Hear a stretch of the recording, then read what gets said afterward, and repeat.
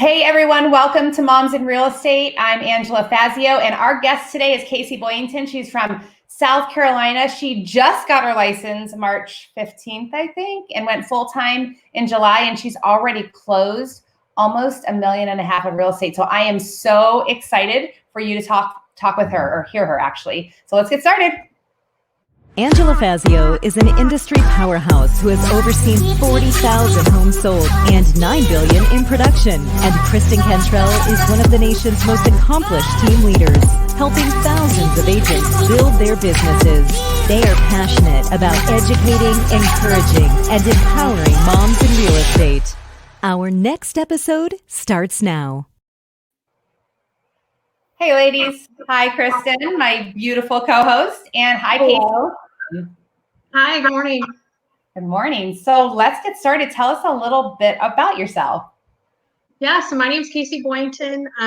Like you said, I just got my license earlier this year in March, in the middle of, or I guess the beginning of the COVID pandemic, and was full-time employed. I originally started my career in construction management.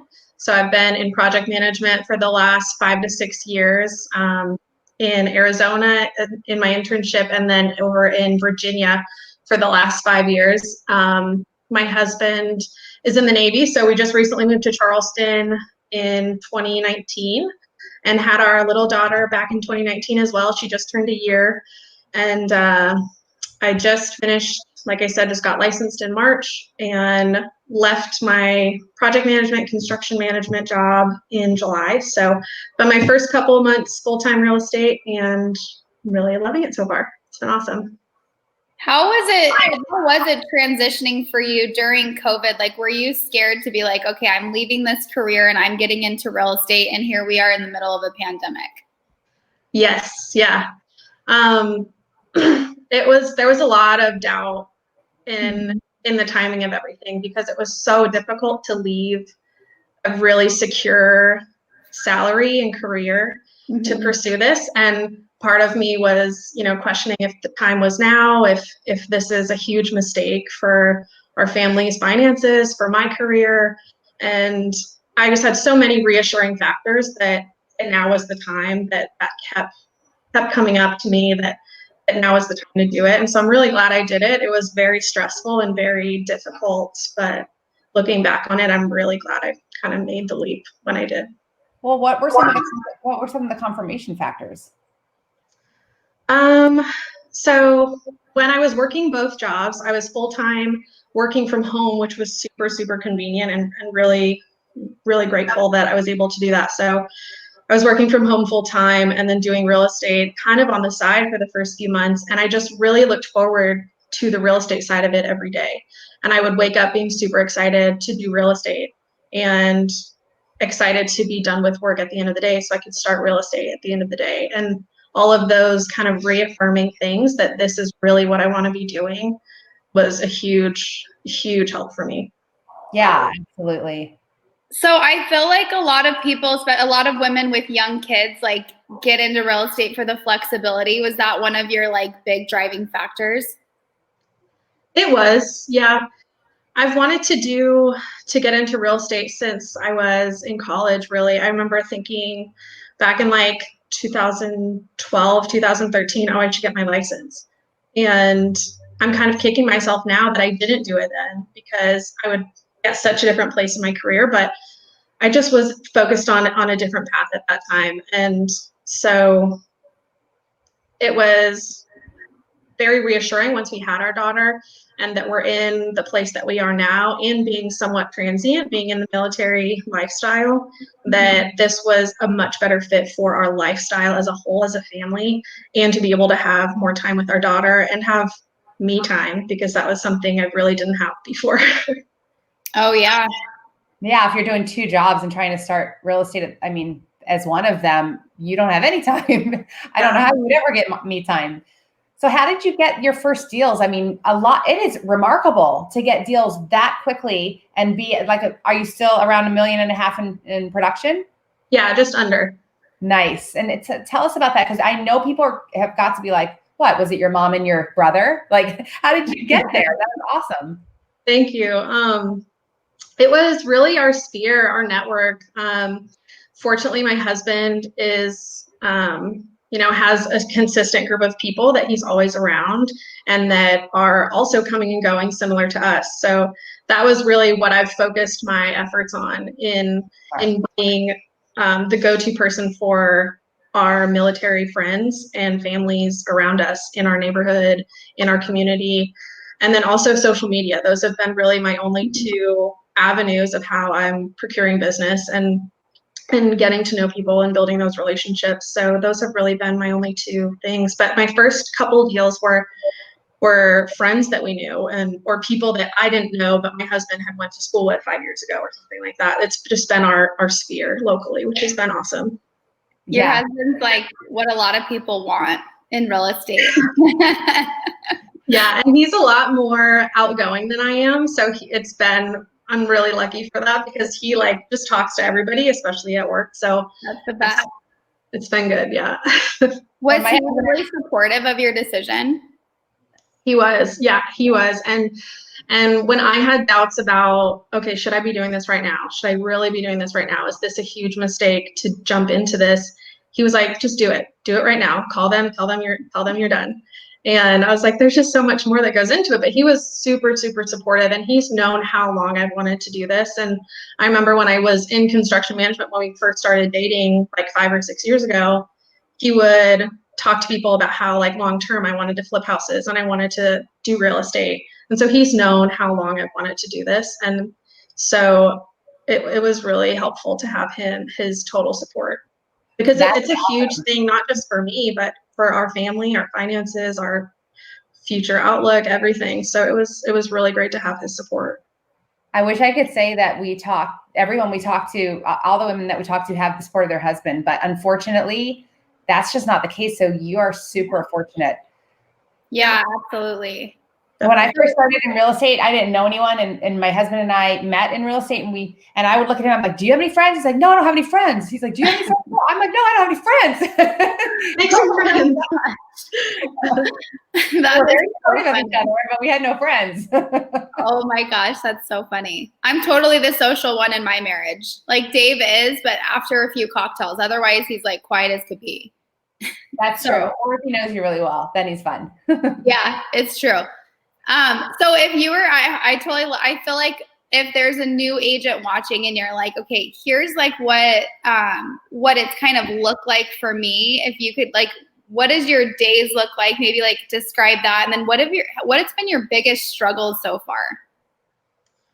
So I guess so to start with kind of what my days look like. So, starting beginning of June, we actually enrolled our daughter in daycare because I was at my wit's end with everything, that I didn't have enough time to put energy into what I wanted to. So we have actually just decided to take her out of that at the end of the month. So that'll be a whole different chapter. But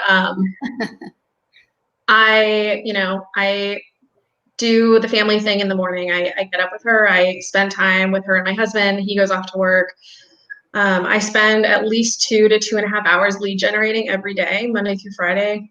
And that is something that I can't not do. And that was something that I decided at the very beginning was one thing I couldn't be flexible on.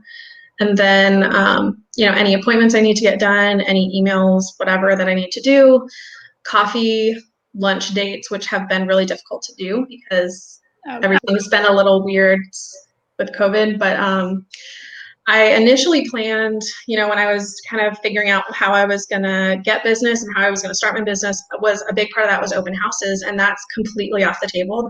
Was non-existent. So that was a little difficult, but it's been really interesting. And there's been challenges that I didn't necessarily expect, as far as even just figuring out CRM systems and figuring out how I want them to work for me, and putting systems in place that are realistic long-term that I'll actually use.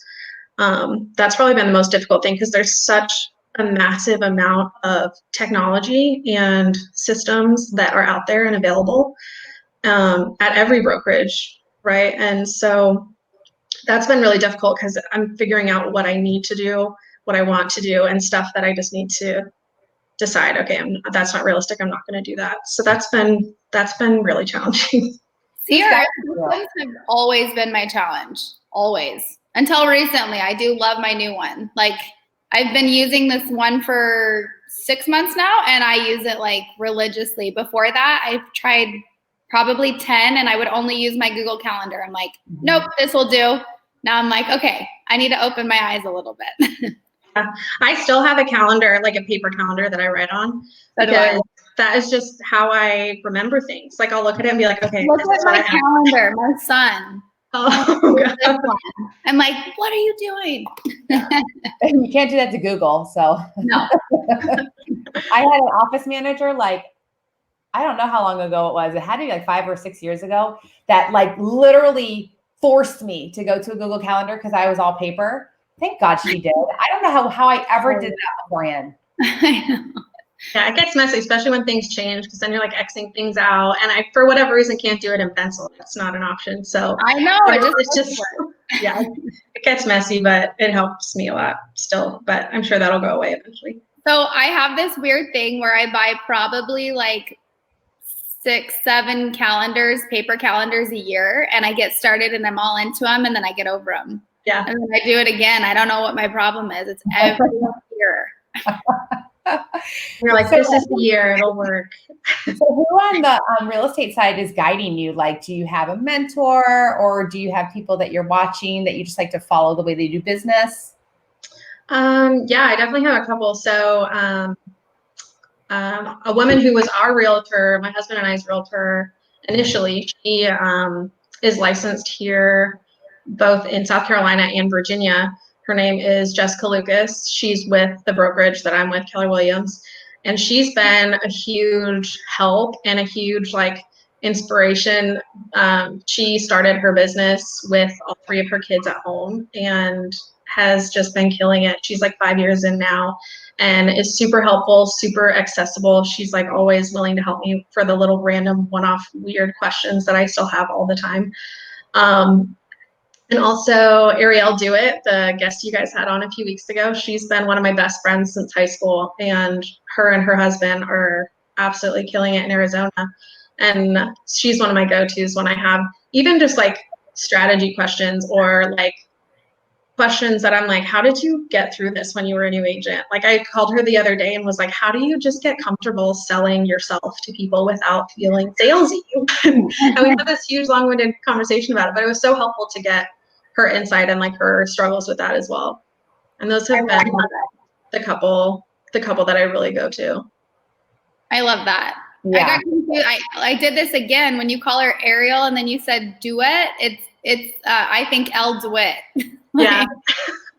And so I totally get thrown off. Yeah, I need to catch on to the L thing, but I love the show because the people who watch it and they think they're the only ones who are struggling with these same questions. I mean, for everything from like systems to strategy to mindset to like, you have to pump yourself up. And I mean, it's a difficult business. It's super rewarding, but there's so many different angles that you have to deal with when you're in the real estate sales business. So I love that you are experiencing great success, but you're able to say, you know, it's hard. Like, I'm still trying to figure it out. That's awesome. Yeah. It's funny because I studied a lot before I even started to study for my license. I studied a lot on like how I would want to run my business, how I would want to get my clients and things like that. And I kind of identified what I know to be my personal like limiting factors in what might hurt my business or make it not successful. And so to kind of think about those and then really have to work on those once I actually started and implement those things was a game changer. And you do come up with like a whole different slew of struggles, but also a couple other things that work really well. And you're like, okay, this is going to work. And it's been really cool to kind of see that all come together. Yeah, that is so wise to think like, when I talk to agents, I will talk to them about like, what are your strengths that, you know, in your personality that are going to serve you well? And what are the things that you need to look out for? Just, it's not going to make you fail or anything, but you just have to know that about yourself so that when it happens, you're not surprised. So that's really smart of you to think about that ahead of time. I have rarely met somebody who thinks about that ahead of time. So rare. Yeah. I'm telling you, if I ask a new agent, like how they plan on getting business, usually they're like, what? Yeah, exactly. That's really wise. So Yeah. we were talking before, like not on the show, but before, about how hard it was for you. It was such a struggle to realize you can't do it all. Talk about that a little bit. Yeah, it was very apparent when I was working full time, had my daughter at home, and was really kind of knee deep in trying to get my business started, and just feeling at the end of the day that I was like at my wit's end and just like mentally checked out because I was so just wigged out about everything I was trying to do that I felt just like this overwhelming like panic every day. And that was when we really had kind of a come to Jesus family talk about, okay, I can't, even though I work from home and it's so rare to be able to have your kids at home with you, it's just not working right now. And I need to have that time. And I felt really guilty about it for a long time at the beginning because, a lot of people wish that they could have their kids at home or even just be able to work from home, which a lot of people are able to do right now under the circumstances. But, to be able to have her home with me and to be putting that off and putting her into daycare was a huge guilt factor for me. But then after like a month of her being in, I think my husband and I noticed a huge difference in each other where we weren't like at our wits' end every single day. And we were both much happier at the end of the day and able to spend more intentional time with her. And I was able to spend intentional time on my business and able to kind of wrap up my previous job to be able to get this full time, to do real estate full time. So it was a huge struggle at before we accepted that, but that was probably the best thing that we did at the time that really changed my whole mental space and energy, really. I love that. I think that's so important too. I used to struggle so hard with like being gone and feeling guilty. And then I realized like, if I spent any time working at home, I would be like, oh my gosh, I end up being like a complete like basket case towards them anyways. Like that's not the best mom that they need to be around. Like I need my space. I need to go to work, do my thing. And then when I'm back home, like be intentional, like you're saying, with your time with them. And it's just so much better. Well, here's the truth. There are enough whack job agents out there. If we can avoid being one of them, we should probably do it. Yeah. I mean, we can be a little bit wacky, but we can hide it more when we're not at home with our kids all day. Yeah. Or have my kids screaming in the background of all these calls when I'm like trying to work. I was on a Zoom call with an agent that was moving over to work with us, and my son threw an eraser in my eyeball, like on the call. And he doesn't have kids, and I laugh every time I talk to him. It's some kind of chaos, and I'm like, "You want kids, right?" Are you sure? We're sitting there like professional conversation. Boom. And I'm like, oh my God. I'm blind now. I gotta go. Yeah. So we were doing a Moms in Real Estate episode one time, and I think it was Dean it was Lucas. It was great. COVID moms in real estate. My kids were a nightmare. They were always in the show. So what kind of advice, if we were going to wrap everything up, because you are still new, you're still learning, but you're killing it, and obviously super wise. So give us some advice for the people who are watching, because we have some good watchers right now. Give them some advice about anything, letting go of guilt or anything that you think would help, whether they're new or experienced, to be successful in this career.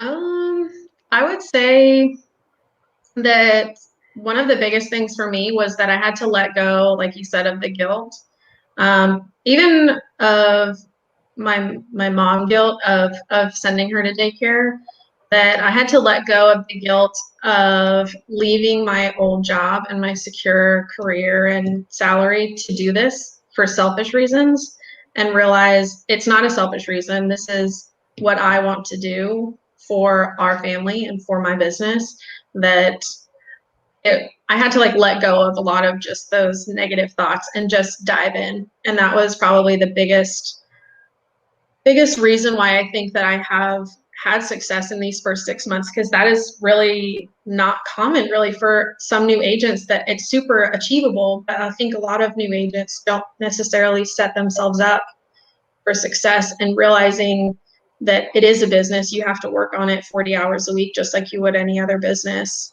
in how you want to do it. And that was really how I transitioned it, I guess, to go from working full-time to continue working full-time, and not take it as like, oh, I have this work from home job that I can just tend to as needed. To really think of real estate as a business was probably one of the best things that I think helped me to get started. I have a feeling that this episode is going to be shared with a lot of people. You did such a good job. Well, I want to thank you for your time and for sharing your life with us this week. Any last words, Kristen? Are you good? No, I'm good. You did awesome. So good. Thank you guys for watching. Don't jump off, Casey. Thank you guys for watching. And next week, No Moms in Real Estate, we are traveling to Michigan to meet with our team there. So I'm so excited. God bless you guys, and we'll talk to you later.